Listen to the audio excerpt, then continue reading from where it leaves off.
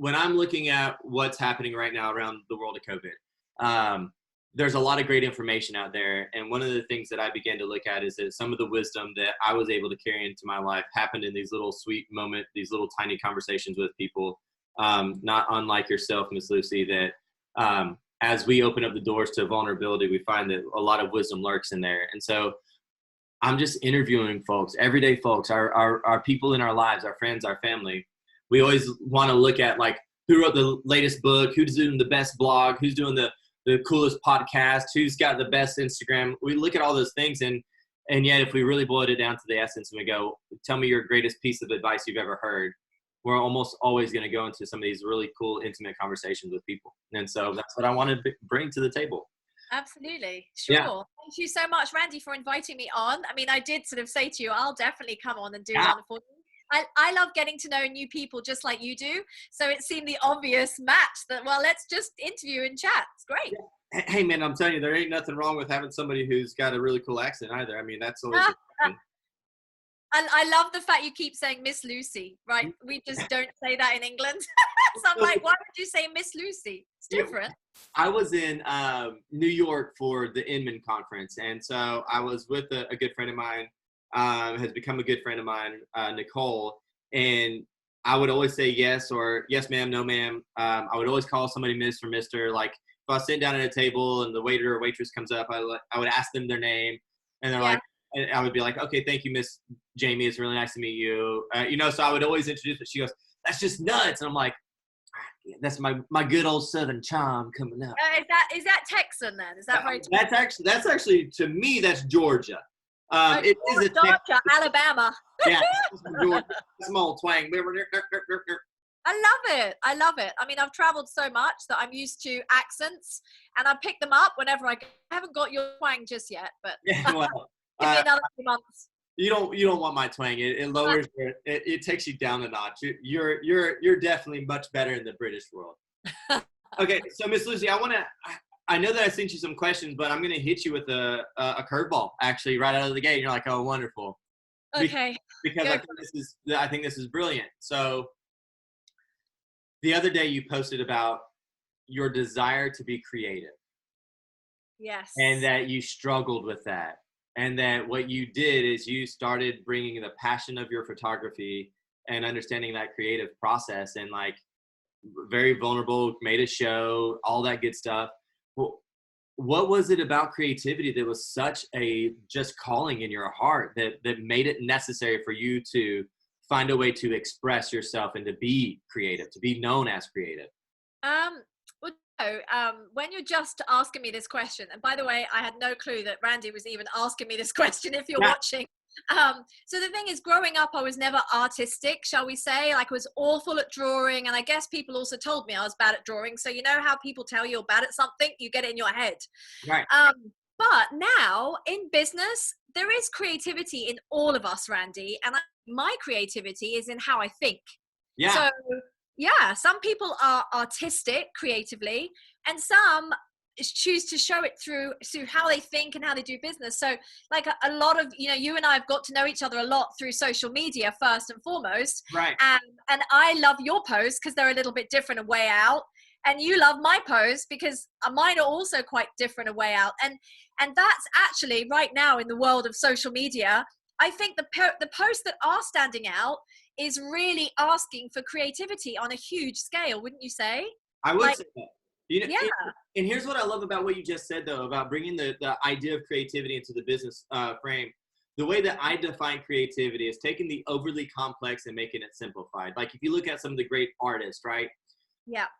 That's all they were doing. They were taking the overly complicated moment of how do I look at something, translate it into my brain, make sure that it comes out of my body and I'm expressing myself through line, through color, through photography, through pottery, whatever it is that I'm creating. Absolutely. In business, it's the same thing.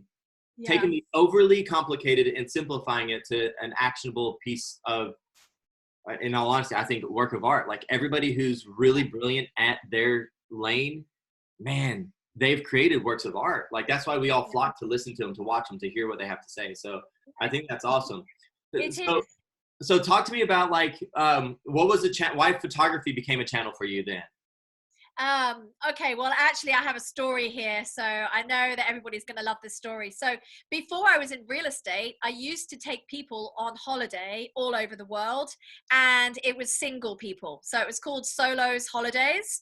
So Okay. basically, in those times, and when talking, because I'm showing my age, we're Yeah. talking 20 years ago, before mobile phones with cameras, before selfies, and definitely way before social media.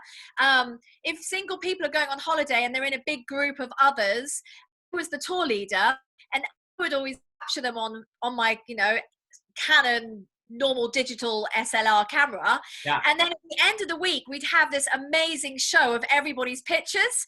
And you can imagine that if I'd captured really nice pictures of people, well, no one really goes up to someone else and says, in those times, before selfies, can you take a picture of me? Because it's embarrassing, right? But Right. I would always get the pictures of all my clients. Then I would show them on the screen at the end of the week. And if I got pictures with each other, newfound relationships or friends or groups, everybody loved these pictures and they wanted to buy the pictures, which was my entrepreneurial idea. Wow. Okay. So if I sell the whole week's pictures on a CD, I'm really showing my age, Yeah. on a disc. Right. Yeah, I know. Then everybody bought these CDs. So my last night, I didn't go to bed. I just made these CDs and photos in my hotel room. And that idea brought to me that, well, wait a minute, everybody loves my pictures. Maybe I'll do a little bit more landscaping as well. And I started selling those. So my idea really came from there. Nobody told me overnight to do a business, Randy. It was just that I could see a demand, I could see an opportunity, and I went for it. So I'll tell you, one of my favorite quotes is a Seth Godin quote that says, reject the tyranny of being picked and pick yourself. Right? We get into, and I'm going to say that again, reject the tyranny of being picked. I know tyranny is a big word between us Americans and the British. All right. So let's just make sure we're on the same page. We buried that hatchet. It's good. Yeah, But we did. reject the tyranny of being picked and to pick yourself. A lot of times we get caught up in these moments, in these motions of like, I need somebody to validate my ability to do something for me to start acting in that. And we just Yeah, don't. We can pick ourselves and start moving in that direction. Now, it sounds yeah. like you have a bit of that entrepreneurial brain that kind of moves anyways. It more than likely isn't even entrepreneurial if we boil it down. It's just like you got to keep moving. The way you keep moving is just to keep creating. The way you keep creating is to find spaces to be involved. Look, I mean, that there's no time like what we're all going through right now in history with, this coronavirus situation. But I just saw an opportunity and I thought, well, why not? And actually, in the wonderful world of tourism, as a tour guide, you're really not earning a great deal of money. But Right. of course, and I'm not going to complain, I literally got to travel to all four corners of the planet for free and had the most incredible adventures of my life. So of course that was the exchange, right? Which I don't regret, but I needed a little bit more earnings because otherwise how do you live a normal life? Right. And you want to save up. So that was just my opportunity. But in this coronavirus situation, Randy, it's just a question of, once again, looking for the opportunity. Where is that gap? Where are we headed? What do people need? And it's like I can't go to sleep without thinking night, how can I help others? What's that opportunity? It's Yeah, in my head every I day. love. It's not in yours. Yeah. No. Oh, for sure. Like I'm gonna Yeah, tell you right now. Like when this started. yeah. So I've been in quarantine now for, we're going on week 5. This will be week 5 for me on Thursday, Okay. of being in my home. And yet, like, I haven't skipped a beat. I keep going. Immediately we shifted on a dime because I'm like, this is our opportunity to reframe the things Yeah, that we wanted for so long. Now yeah. everybody is willing to give it a shot. They've Like got no choice, right? Yeah, I have this crazy thing I say all the time. I believe that real estate agents, and I don't think it's that crazy, but it is. I think real estate agents are most primed employees to be world changers. And the reason because of our networks are massive. yeah, Our earning potential is huge. And the only reason why I talk about earning potential is because money is a big tool in the process for change. Money is a big tool in the process for change. And so here we are, real estate with huge opportunities for like networks, huge opportunities for earnings. And so like when you combine those with just passion for other causes, we can be world changers. And yeah. so in a time, in a frame to where I think real estate agents have a lot of power to use our network and our net worth to affect change that we desire, that we see the legacy moments can come out of this. I do believe it's true. Yeah, no, you're not wrong there. As they keep saying, there's a great shift of wealth that's going to occur, that's happening right now. But with all of this network that you say is one of our strengths, being in the industry, Randy, we wouldn't have been doing this if we hadn't been in quarantine. And how many conversations, all of us, like watching, I can't see the Facebook Live from here, so I don't know how many people are watching, but how many of those of you watching now are having conversations with people that you haven't spoken to. I am, like, Right. honestly, I'm speaking to people I haven't spoken to in 7 years from my old Oman days. I used to live in Oman before Dubai, and it's nice to reconnect. So this has given us an opportunity to stop, slow down in a good sense, not as Yeah. in stop, do nothing. Right. Yeah. And really hone it into our one thing, which is obviously that famous book by Gary Keller, the founder of Keller Williams, for those that aren't Keller Williams on this. And it's so true that I'm just getting back to my one thing, which is reconnecting, relationships, and just talking to people again. No, I love that. And again, when you start to look at everything, I would never wish this on anybody, right? So let's just make sure that we're on the same page. So what I'm about to say out of my mouth is not just rude or crude, but COVID is a gift in the sense that it has caused us a lot of internal trials and tribulations and just turmoil to figure out a little bit about ourselves, where we've been in such a service-based economy, right? I can go to somebody's house and rent it. I can get somebody to pick me up in a car. Like the things that used to be luxuries are now just my everyday of life. And so now I've had to change my mindset to see how do I reframe. And in that reframing process, we've looked at some of the dark, deep secrets and holes of our lives. And we figured out what can we do to trudge forward. And as it pertains to the business side of things, it gives us, like going full circle back, it gives us the moment for creativity. But all of that can be washed away for the fact that what you just said, it's a gift for the sake of, you picked up a phone call to call somebody to build a relationship. It's about the relationship side of things. And what I love and why I wanted to have like you on, why I think, why you would be brilliant, because you didn't ask me that question. I'll answer it. Why I think you would be brilliant to be able to talk to today. In the relationship economy, stories are our currency. And I think you're a collector of stories, and you're very purposeful about relationships being stories in your world. And I so, love stories. I yeah, read so many biographies. It's untrue, and I have done since I was a teenager. Like, yeah, the first one was probably Richard Branson, Like a Virgin. yeah. I remember that book, and I just love reading about people's success stories. How did they get from A to Z?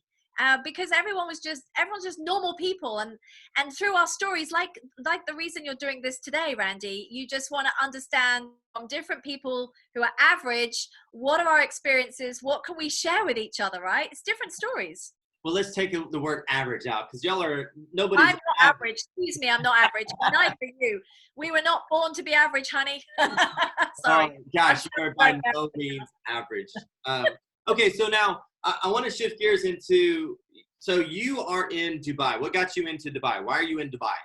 Okay, so just so you know, I'm actually physically, as we're speaking, in the UK. I got stuck here, but I am in Dubai. Yeah, I live in Okay, Dubai. you got So stuck. came back to the UK because I have a lot of British clients. So I Right. come back a couple of times a year to meet with them, and basically got stuck here. So yeah, if you see like some green trees out the back of the window, that's not going to be the desert of Yeah, Dubai. So I've been in Dubai 8 years, in real estate, nearly five of those in August with Keller Williams. Yes. nice. Yeah. So you're in Dubai for real estate. Like, talk to me a little bit about that. What did you learn about yourself being in real estate in Dubai? Because that's a whole different world than a lot of what we experience. Actually, if I can just backtrack that question for Oman, because it's the same, but I need it to start from Oman. You'll Let's see do why. it. Yeah, let's start in Oman. Yeah, I So would say I've been in the Middle I East would 15 years. Yeah. I've been in the Middle East 15 years. And the one thing I've learned about myself is I can do business with anyone, anywhere, no matter their fortune, a family name, whether they're royalty, celebrity, my next door neighbor. And I never felt comfortable dealing with all these types of people and personality until I arrived in the Middle East, where everything goes. And my clients are literally from all corners of the world with every budget imaginable. And it's so exciting. It Yeah, really, sounds fun. yeah, like you don't know who your next client's going to be, and obviously I can't divulge client names, but Yeah. we've had Hollywood celebrities, we've had government ministers from very well-known countries. They're our clients. They call us up and they buy property in Dubai. And if you're not going to ask me, I'm going to answer anyway. Why do people buy in Dubai? Yeah. Well, first and foremost, because it's tax-free, Randy. So imagine paying no tax on everything you earn. That wouldn't be a terrible thing. I mean, it sounds great, and yet, I Yeah, would, like yeah. it's so I worked in Europe, in France, and you're giving away 50% of your salary. Well, in Dubai, everything you earn you really earn. So it's completely different lifestyle, and you have the ability to be able to save money, but it also attracts very, very wealthy people, of course, for their own reasons, and hence we have an incredible array of property for sale. And I do like the glamorous side of the properties I sell, Yeah. because when I walk around these mansions and beachfront, apartments and penthouses, then I also dream big. So I feel like, well, I'm in it, I'm selling it, and I one day will own this. Does that Well, make sense? yeah, it does. But here, let's isolate a little bit of that moment, Yeah. right? Your natural ability to be around things that are bigger than what your brain can conceive opens up your mind to conceive what is possible. I think that's a brilliant moment, is that, like, and granted, we're talking about a home, but it could be anything. When we're around things that expand our minds to things that we didn't even know were possible, Yeah. now it becomes possible in our brain, and it becomes something that's more achievable or more attainable. And I'm just thinking about this moment. I'm staring at my window right now. If I looked at a house that was 4 times my size, but every single day I'm looking at that house, my Yeah. brain begins to reframe towards what is possible. Like Thank you very much. There you go. Absolutely. So what has that done for you then? Like, what have you seen morph in your life, in any life area or any learning area or anything? You can pick anything. What has morphed from your ability to be present with this sort of opportunities that you have? Well, absolutely. I've always been somebody who dreams big, but anything is really possible in Dubai. And, it starts with our leader, who's very visionary. I mean, let's take Dubai, and I have to relate to the audience who are watching this, because actually before I got to the Middle East, this was too weird. So imagine Dubai was really a desert country 40 years ago with no buildings. Okay. Right? You have to imagine that 40 years, that's in most of our lifetimes even, like US or Europe. You just can't imagine that a country is really only 40 years in the making. And what's more is that really in the last 15 years is the glamorous real estate that you and I see on TV. Okay. That you and I see in social media. 15 years, that's nothing. I bet some of you guys watching have been in real estate double that time, right? So yeah. You had been in real estate double that time, then you would have seen from sand dune to start a skyscraper. And that was the vision of a leader that wanted his city to be built. He wanted his city to have the tallest building and the largest malls and the widest highways. And guess what happened? It became a reality. So when you're living in a country that anything is possible and it happened, it excites me. It really does. Yeah, no, there's a phrase that I translated from a message the church that I go to, the pastor was talking about this. It's the proof of hope, right? Yeah. There's something about the proof of hope. And so when you're able to watch, like, we have these hopes and dreams, right? And I don't necessarily want to spend too much time in that bug, because I think we can do more for ourselves than we realize than just hoping or dreaming. But in this moment of hopes and dreams, like what I hope for in my life, if I've seen people experience it and or make it happen, it turns my hope into proof. Absolutely. Yeah, there we go. Yes. No, I agree. I can relate to that. You know, when I'm taking people on viewings of these gorgeous mansions on the Palm Jumeirah, you know, I'm also, and that's probably why people like going on viewings with me, because I get as excited as my buyers. I'm like, oh my God, I want to buy this too. Yeah. And I really do. They're gorgeous properties. And, you know, then you know what you want in the future, and you visualize it, and it's on my dream boards, and it will one day become a reality. I haven't got that beachfront mansion just yet, but I'll let Yeah. you know Yeah. when I do, Andy. Yeah. Well, gosh. And listening to you, I feel like people will be like, oh my gosh, yeah, this she's the real deal. I know you a little bit more than that. I'm like, yeah, she's the real deal. These things will come to fruition in your life. And I think Oh, that, God bless you. Oh, well, yep. It's certainly, I've learned a lot through being with Keller Williams about writing down your goals weekly and reviewing them weekly, actually daily. And I never really used to do that in my life before I was part of this company. So that's really helped me to hone in on what I want and what I don't want. So do you do that as well? Do you yeah. write down So, your goals? yeah. Yeah. So here we go. It's like the interview and the interviewee. Well, Like, I'm interviewing him really. yeah, that's right. Yes. So when I look at my goals, and it's funny that you asked that, is that like I look at in my goals, everything is filtered first through mission, vision, and values. That's one of my big pieces. If you give me the opportunity to stand on a soapbox, I'm going to stand on that one all day long.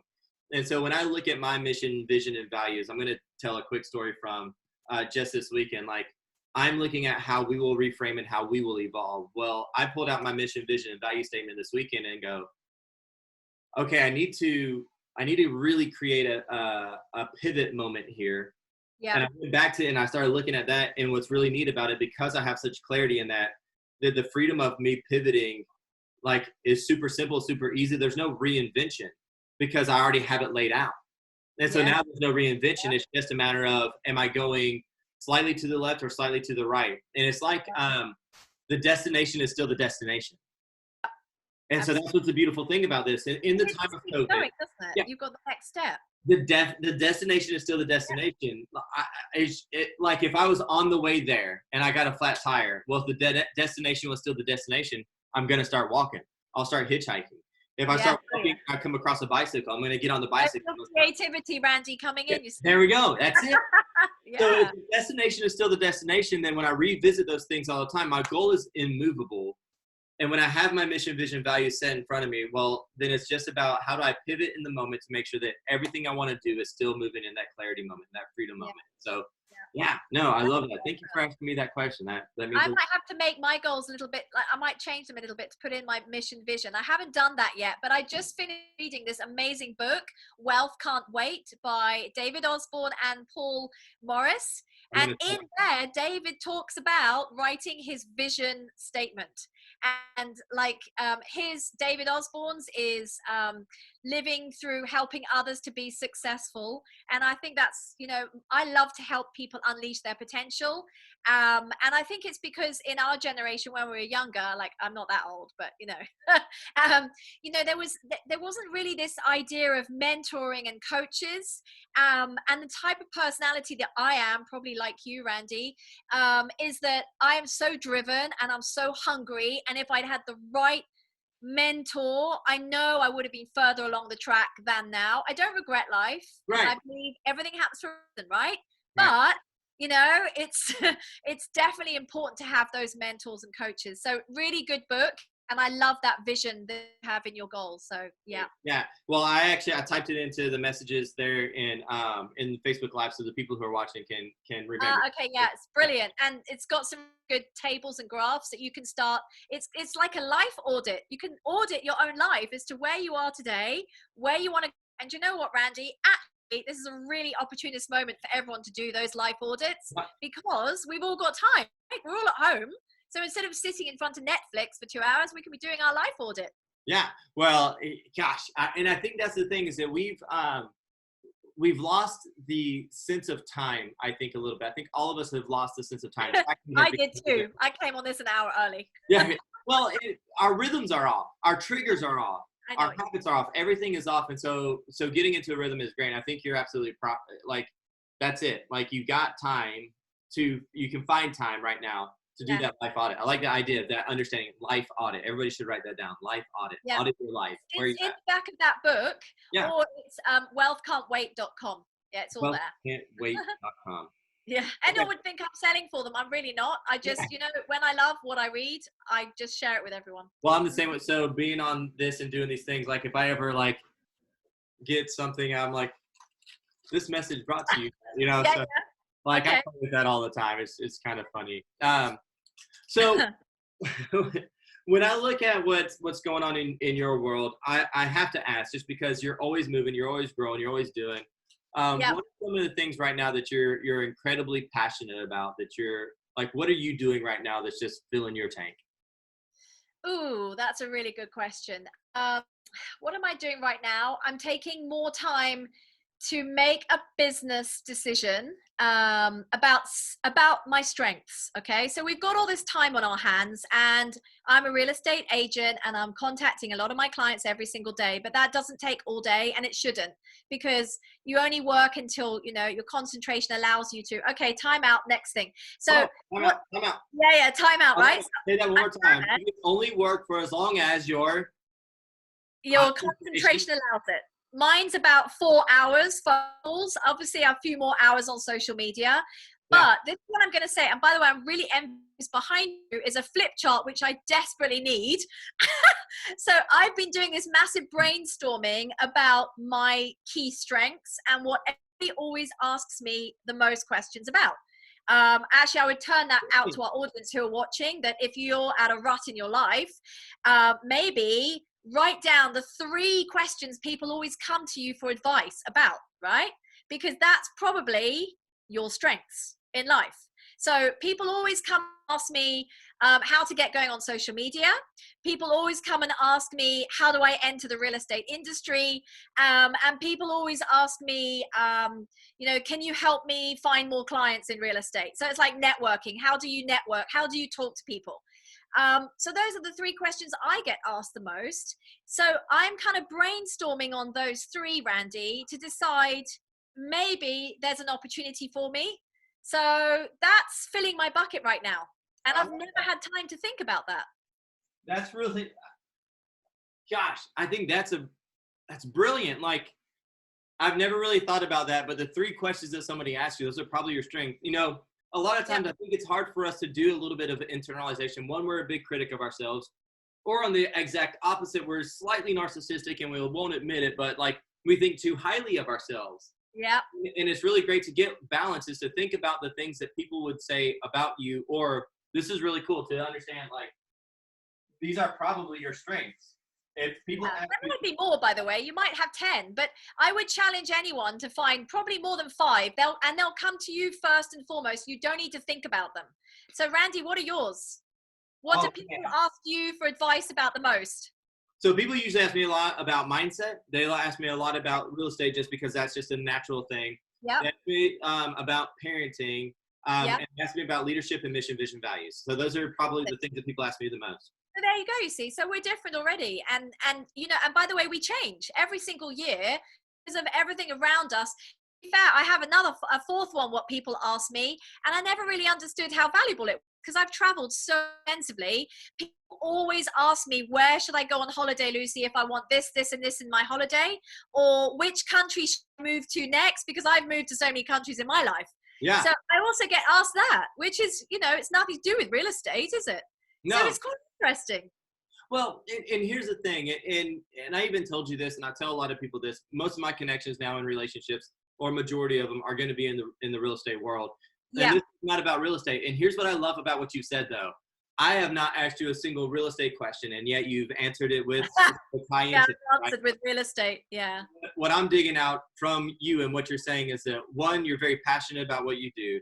2, is you've obviously found somebody and somewhere within a company that's going to help pull the best of you out. So, like, think about that. What are you passionate about? Go do it. Do it with somebody who's going to pull, like, the best of you out of it, right? It sounds like where you're at is aligning with pulling the best of you out of it. Yeah. I love that. So you keep bringing that into the world, and yet I didn't ask you that. So it's a great thing to watch people come out of the place of their passions. Yeah. To have that, is that moment of, like, when you do it, you come alive. Like, do what makes you come alive. Yeah, no, I do.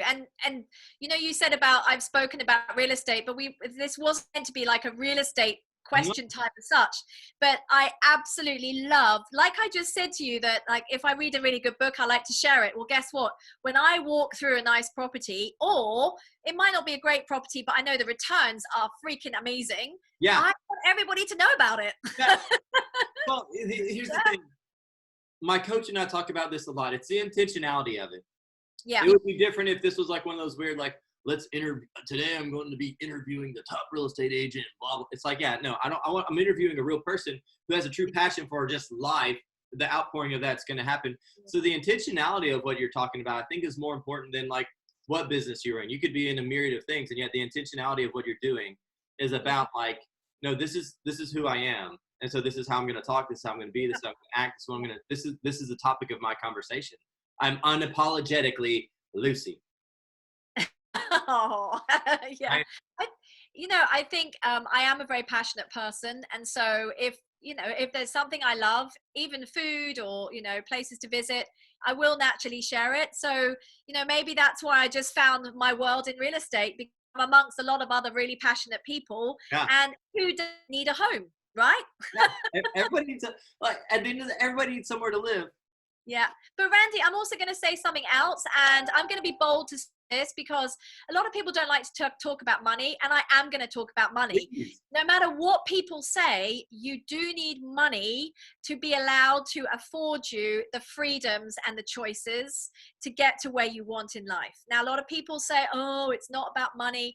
Well, I tend to disagree. All of us need financial freedom, because we can't make those choices or send our children to the right schools, or buy the right toys or whatever we need to. So medicines, we need it. So Yeah, if money is important, then I chose something where I can help others make money as well. So when they're buying real estate, they make money. So then I feel really fulfilled because they're making money, and by me helping them, that also helps me. So it's yeah. a win-win. Well, gosh, and we get to it. I talk about this obviously. So those who don't know, who are watching, and surely everybody knows, like I'm a leader within real estate, right? That's what I do for a living. I am a leader in real estate. You're a very good leader, I Randy. I appreciate it. It's very kind. You can all see his office. I know you can see his home office, but Randy's office, I'll never forget. You walk in and he's got boards everywhere with quotes and to-do lists and plans and goals. And do you remember that was the first thing I said to you? I just met him. He'd run out to get me a coffee, and I was just sat in his office going, wow, this guy is a real visionary. Like, I was so impressed with your office. It was very kind. Thank you so much. And I don't even know what I was gonna say now. My cup has been filled, so I'm really happy that I loved his office. no. So I am a leader in that space, and when I look at gosh, what we are doing as real estate agents, Yeah. there is a sense of wealth building that can and should happen because we are doing it to help people. It is not a transaction, it is a relationship. And yet, when we can find the thin line of balance that money is a tool, right? Money is a tool, it is an opportunity to be used. And that we have the other side of that coin, which is a relationship. Well, that happens on that thin line of the transaction. And we have to always be balancing it. So we always have to come from the place of benevolence when we're doing business Yep. and understand that there's a process of doing business. And both of those things can have a very cohesive, happy, harmonious moment. Yeah. And what I think is brilliant about you is that you're in that space. You're in that happy, harmonious space. I think a lot of times when we lose track and we lose sight of like what we wanted out, the meaningful side of life, when we've lost balance, when we aren't actually connected to our mission, vision, values, Mm. that's when the rut of business world happens. And that's when the rut of More doing what we're transactional, isn't it, then? to get the deal. Yeah. It's when we get into these like really weird spaces. And I think right now a lot of people are finding themselves in that weird space because we've been required to go internal through Yeah. the COVID isolation moment, and we've been required to really reflect on ourselves. Can I add something? You were talking about wealth building, Yeah, Randy. absolutely. And going to the next level, however people choose to build wealth. I love this quote, and I think it was Oprah Winfrey, but don't quote me on that. Don't quote me on the quote. I'm going to. It's already Um, on some but you people. have to write this line down. By the way, I already know Randy's going to write this line down. Abundance is our right. And it's so true. When we're born, it is our right. You know, we should have the choices and the financial freedom. And, you know, if you have a mission and a vision statement, mine is actually very, very purposeful. I don't know how far I'll get towards it and in it and through it, but I'm going to share this with you today, Randy. I haven't actually told you this, I don't think. So because I've traveled in a lot of third world countries, very poor countries, I remember in the north of Ghana, there were children that when you threw them, because they were begging for it, I don't throw litter, by the way, when you threw them your empty water bottle from the bus when you were just slowing down at a turning, they were begging for it. These children, they had nothing else in life, and an empty plastic water bottle for them was like the biggest toy of the week. Can you imagine? Yeah. And when you see children like that, when you see, and I've seen so many when I've been traveling, my purpose is to be able to help a lot of homeless children around the world. And you know what? I need a heck of a lot of money to do it. Yeah. And I don't mind saying that. I don't mind saying into a camera, that I have to find a way to make a lot of money to help a lot of children around the world. And if there's anyone watching that would like to do that with me, then they should definitely connect, because it's also about the right people, right? So we can do it faster.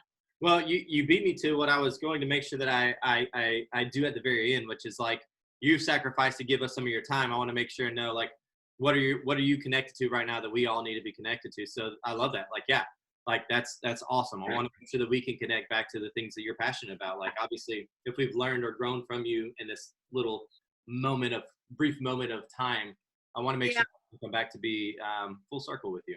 Well, okay. I think the most important thing is it's just to really, I would say, develop your relationships and talk to people and connect. And, you know, when I came to see you guys in Houston last year, I've made some lifelong friends from just like, you know, a couple of hours of meetings with all sorts of people. And by the way, not just in Keller Williams, when I was in and out the shops, in the restaurants, you know, in Austin. And so, you know, by exchanging stories, how do you know where and if we can help each other in the future? So I would just ask everybody on this Facebook, maybe, you know, pop a private message, introduce yourself, tell me amazing about you, something that nobody's going to know if they went to your Facebook page, because do you know what? You just don't know where it's going to go. And yeah. I think, you know, Randy, there's an agent, I can't remember his name. I think, is it Jake? I don't know if it's Jake. And he says that he makes sure he has 100 conversations every day before he goes to sleep. So he talks to people in the lift, on the street, at the petrol station, if he's in the shops. And he said it's completely changed his world. Because imagine speaking to 100 people a day about everyone's different stories, where we can all be together. Well, gosh, I don't know that if I'm coined this or not, but like I say it all the time. In the relationship economy, stories is our currency. Excuse me. You need some. Yeah. This is fun. Thank you so much. This was awesome to hear. Like, if we are going to begin to evaluate, we're going to do a life audit. One, grab that book, but two, I think this is a great place to start. Like, this is awesome. Randy, can I just say one more thing about that behind you? The question. If you're a business that's maybe suffering right now, a small business or business owner, you don't have to be in real estate now. Just let's think about everybody out there. Ask yourself as a business owner, what are the 3 questions that my clients always ask me? And maybe that is what you need to hone in on right now on social media. You need to have a look at your marketing strategy, about your message, because trust me, whatever you're asked about the most, you need to keep on answering in different ways, through social media, through videos.